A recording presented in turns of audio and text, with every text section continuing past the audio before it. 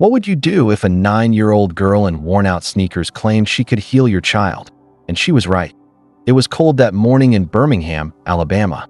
Not cold enough to snow, but the kind that made your breath show and your fingertips sting like tiny needles. People rushed in and out of the Children's Medical Center on 7th Avenue, bundled in scarves, clutching coffee cups, moving fast like they could outrun whatever brought them there. But one person wasn't moving. Welcome to the Black Side Stories. Before we continue, tell me in the comments from which city in the world are you watching this video today. And if you believe stories like this deserve to be remembered, subscribe to our channel and help us share their stories. She sat on a flattened cardboard box near the revolving doors, drawing quietly in a weather-beaten composition notebook. Her name was Amara Grace Williams, just 9 years old. Her coat was a size too big, sleeves rolled up past her wrists, and both of her sneakers had seen better days. The left one held together with safety pins, the right one with duct tape across the toe where the canvas had split a purple knit. Beanie rested low on her forehead, barely covering her ears. Tight coils of black hair escaped around the edges, catching the morning light like small halos. She didn't beg, didn't ask for help, just sat there watching people come and go, her dark eyes taking in everything. The way mothers clutched their children's hands tighter near the entrance, how fathers checked their phones twice before walking through those doors, the weight that seemed to pull everyone's shoulders down. She'd been there most Saturdays for 2 months. Some hospital staff had tried to shoo her away when she first started showing up, but after a while, they gave up. Amara didn't cause trouble. She smiled when spoken to, said, "Yes, ma'am," and "No, sir," like her grandmother taught her. And when she wasn't sketching in her notebook, she was watching. Always watching. Most folks figured she had a parent inside, maybe a sick sibling, maybe she was just waiting for a ride. Nobody asked too many questions. Not in a place like that. Across the street, parked by a fire hydrant, a dark silver Mercedes G-Wagon idled. The engine stayed on, but the driver didn't move. Inside sat Marcus Thompson, a man in his late 40s with a sharp jawline and graying temples. His tie was loose, his collar wrinkled. He had money. You could see it in the way his car gleamed even under the hospital's harsh fluorescent lights, in the tailored cut of his coat, in the platinum watch that caught the light when he gripped the steering wheel. But he looked like a man running out of gas in the back seat. A booster chair held his daughter, Zara, 6 years old, with brown curls tucked behind one ear and legs tucked under a pink and gold blanket. Her eyes were wide open, but she didn't say a word. The accident had changed everything. 1 minute she was climbing trees and racing her cousins in the backyard. The next she was paralyzed from the waist down, sitting in silence that seemed to swallow whole rooms. Marcus opened the back door, scooped her up carefully, like she might fall apart, and carried her toward the entrance. He didn't notice Amara at first. Most people didn't, but Amara noticed him. She saw the way Marcus held Zara like she was made of glass. The way Zara's eyes stayed fixed on the sky, avoiding the building that had become too familiar. Amara stared longer than usual, her pencil pausing mid-stroke in her notebook.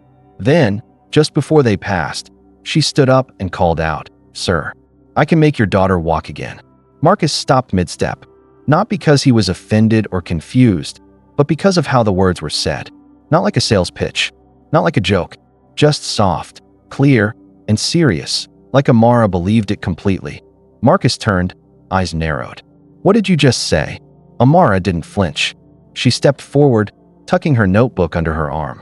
"I said I can help her walk again." Marcus stared at her, his arms tightening around Zara. "That's not funny, kid. I wasn't joking." Amara's voice didn't shake.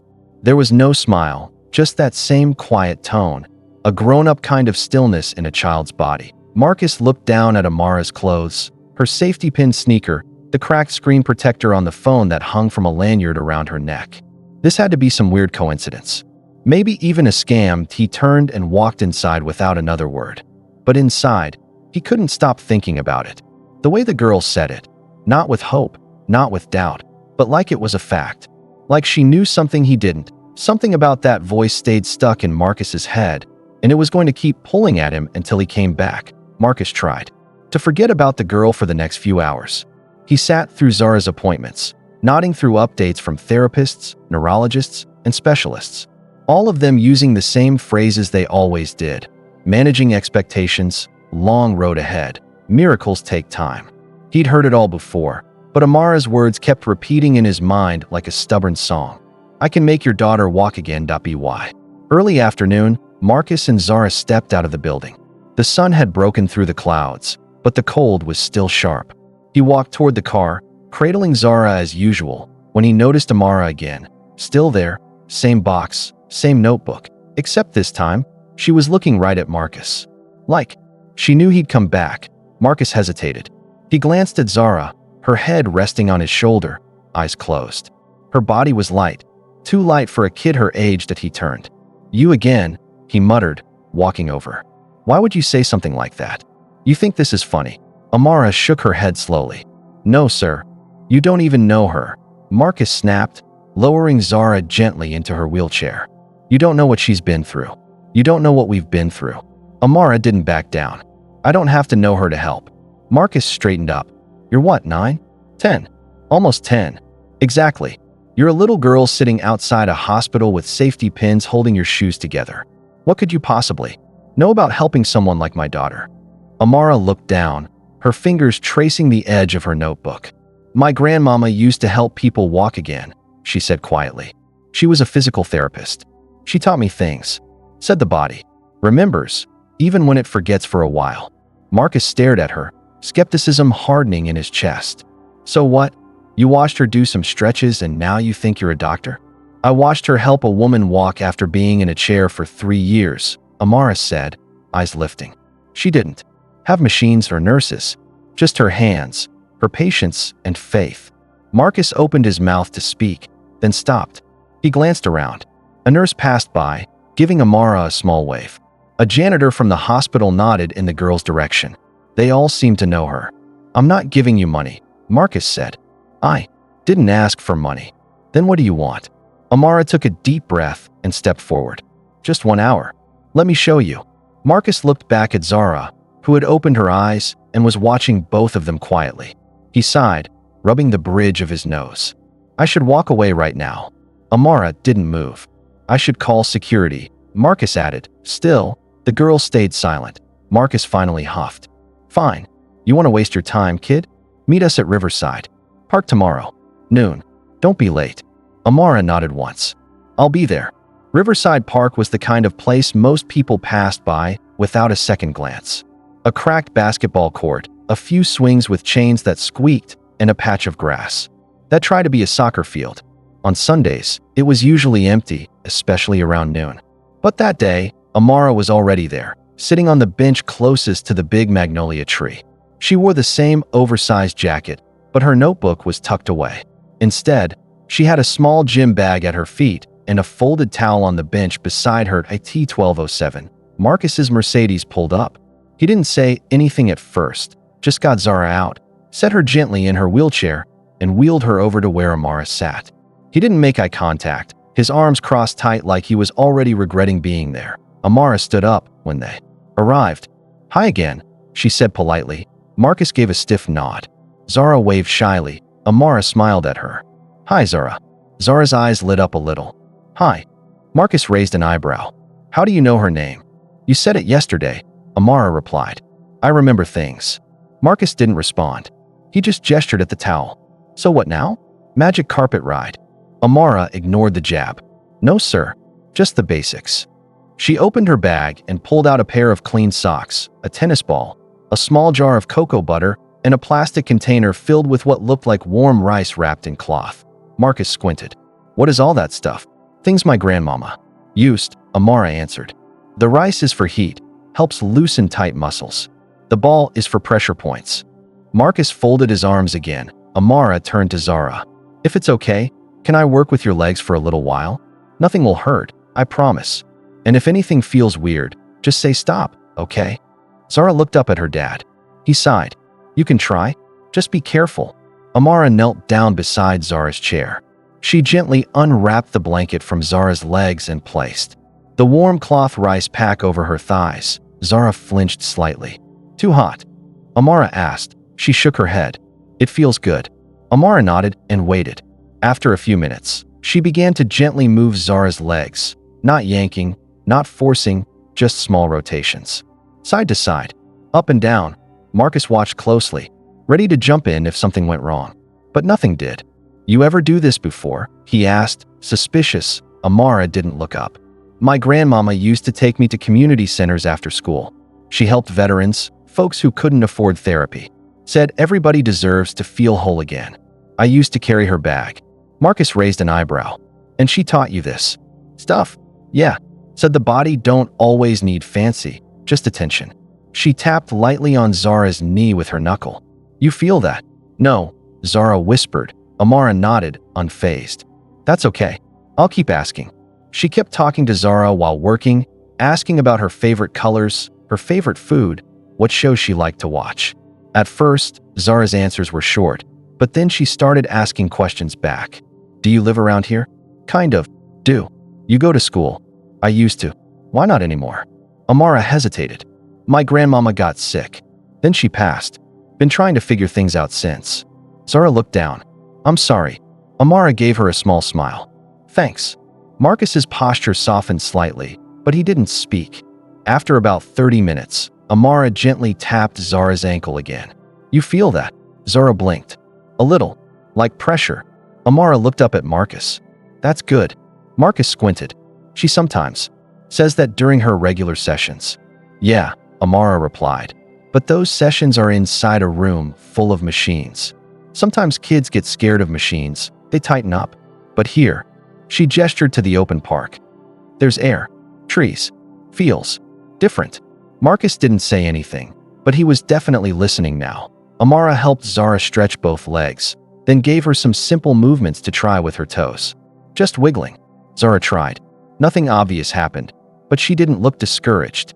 "I'll show you again next week," Amara said, standing up. "It takes time, but your muscles." She pointed to Zara's thighs. "They still remember how to be used. You just got to remind them." Zara smiled bigger this time.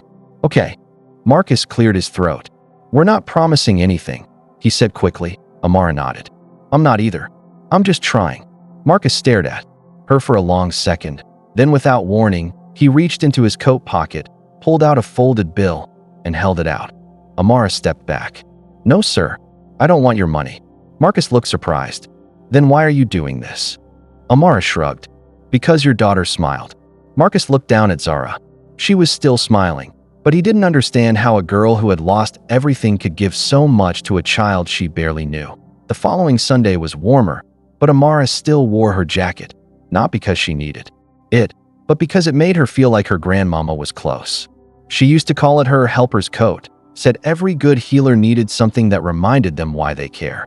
She was already at Riverside Park by 11:45, towel laid out, supplies lined up, and a bottle of water sitting beside her. A few kids played basketball on the court nearby, and someone's dog barked in the distance at exactly noon. Marcus's Mercedes rolled up. Zara was grinning before the car even stopped. Amara waved at her. "Hi, Zara." "Hi," she chirped, her curls bouncing as Marcus helped her into the wheelchair. Marcus looked tired again, but different this time, less weighed down. He gave Amara a small nod.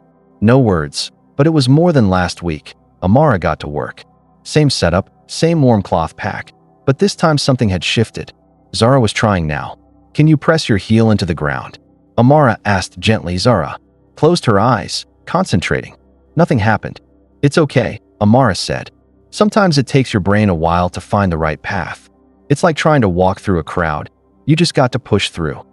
Marcus stood behind them, arms crossed again, but this time more to keep warm than to wall himself off. "Why do you do all this?" he asked suddenly. Amara glanced up. "Because I remember what it felt like when my grandmama used to help people. She made them feel like they mattered. I want to do that too." Marcus nodded slowly. "You ever think about doing something else?" "Sometimes," Amara said. "But this feels right." Marcus looked at Zara. She was tapping her toes. Barely, but they moved. For the first time, he didn't speak. He just watched. The next few weekends, they kept coming. Same time, same place. Amara taught Zara how to use rubber bands to strengthen her ankles. She rolled tennis balls under her feet to help her brain remember where they were. She showed Marcus how to massage pressure points behind Zara's knees and explained how each nerve had a job to do, even when it went quiet. And then came the hard day. It was the fourth Sunday. Amara showed up like always, but when the Mercedes pulled up, Zara wasn't smiling. Her eyes were red. Marcus looked angry. She doesn't want to do it today, he said sharply as he lifted her into the chair. Zara refused to look at either of them. Amara approached slowly. What happened? Zara crossed her arms. I tried to move my legs this morning and nothing happened. Nothing. I'm tired of trying. It's pointless. Marcus looked away, jaw tight. She's been frustrated all weekend. Amara nodded. She knelt beside Zara again. You think I never get tired? Zara didn't answer. You think I didn't sit in a shelter and cry when my grandmama couldn't afford medicine and I had to just sit there and watch? Zara's eyes shifted toward her. You're allowed to be mad. I'm mad. Sometimes too. But if you stop now, the part of you that wants to walk might stop trying too. Zara stared at the ground. I don't want you to give up, Amara said softly. Because I haven't. Silence. Then Zara whispered, I'm scared. Marcus turned. That was the first time she'd said that out loud. Amara leaned in closer. I am too. But scared don't mean stop. It just means you're close to something big. Zara wiped her face. Okay, let's try again. And they did. Amara guided Zara through the motions gently, with less talking this time. Just presence. Patience. Marcus stepped in more too, helping Zara shift weight, encouraging every small twitch. After 30 minutes, Zara moved. Her right foot. Not a toe. Her whole foot. It slid forward, slow and stiff, but it moved. Marcus knelt down beside her, blinking like he wasn't sure he'd seen it right. Do it again, he said. She did. Amara smiled but didn't say anything. She just sat back and watched. Later that night, Marcus stood outside his house on Mountain Brook Drive, staring at the moon. He'd stopped asking himself who Amara really was. The question didn't matter anymore. Inside, Zara was giggling, retelling the footslide moment to her aunt on speakerphone. For the first time in 6 months, their house didn't feel like a hospital room. It felt like home again. But something inside Marcus had started to shift too. Not just his daughter's legs, but the weight in his own chest. The guilt. The pride. The wall he built between himself and the world. It was cracking. Monday afternoon, Marcus sat in his office staring at an untouched contract. His phone buzzed every few minutes. Emails, calls, client updates, but none of it felt urgent anymore. What kept looping in his mind was that moment in the park. Zara's foot sliding forward like it belonged to her again. He'd seen it with his own eyes. And the person who made it happen was a 9-year-old girl with safety pin shoes and no address he could find. He opened a new browser tab and typed Amara Williams, Birmingham. Nothing came up except a few scattered results. He clicked through old local newsletters and school databases. A few mentions of Amara and her grandmother, Grace Williams, at a community clinic. No current address. No recent info. He shut the laptop and leaned back. This girl was a ghost, except she wasn't up by Saturday. They were back at Riverside Park, but things felt different now. Marcus brought an extra mat and a fold-out chair. He handed Amara a sandwich when they arrived, didn't say anything about it. Just placed it beside her gym bag. Amara gave a small thanks and tucked it away for later. Ready, Zara? She asked. Zara gave a big thumbs up. Let's do it. They got into the routine. Heat packs, stretches, toe flexes. Today Marcus joined in fully. He sat cross-legged on the grass, doing each motion Amara explained. Even messed it up once. You're bending the wrong way, Amara said with a grin. Marcus gave her a side eye. I haven't stretched since college. They laughed. Even Zara. About 20 minutes in, Amara leaned forward. All right, Zara, let's try something different. She unfolded a belt from her bag and placed it under Zara's knees, showing Marcus how to hold each end. She's going to try to lift both knees now. Just a little. We help balance her. She controls the movement. Marcus blinked. You sure? Amara nodded. She's ready. They gave Zara a few seconds. Her brow tightened, eyes narrowed. She grunted softly. And then, her knees lifted. Slightly. Barely an inch. But they lifted. Marcus looked at her, stunned. You did that. She smiled. I did it. He swallowed hard. You really did it. Amara nodded slowly, eyes on the belt. See? The body remembers. You just have to be patient enough to let it talk. Marcus looked at her. You're something else, kid. After the session, as they packed up, Marcus crouched beside Amara. Where do you go after this? Amara shrugged. Around. Marcus lowered his voice. You got a place to sleep? Amara hesitated, then said, sometimes. Marcus exhaled slowly, rubbing the back of his neck. You ever think about coming to stay with us for a while? Amara's eyes widened. You serious? I got a guest room. You wouldn't be in the way. Amara looked down at her hands. You sure your neighbors wouldn't mind a kid like me? Marcus gave a short laugh. Man, after what you've done for my daughter, they'd better not say a word. Amara didn't answer right away, but Marcus could see the wheels turning. The next morning, Amara stood outside Marcus's home, backpack slung over one shoulder, a rolled-up blanket tucked under her arm. Marcus opened the door in sweatpants, coffee mug in hand. Right on time, he said. Zara ran to the front hallway. Amara. She smiled. Hey, superstar. Marcus stepped aside. Welcome home. It had been 9 Sundays. 9 Sundays of towels laid on grass, of Zara's knees lifting higher, of small victories, shared with strangers who'd become something closer to family. But this Sunday was different. Amara could feel it before they even pulled up to the park. The air was warmer, the trees swayed a little slower.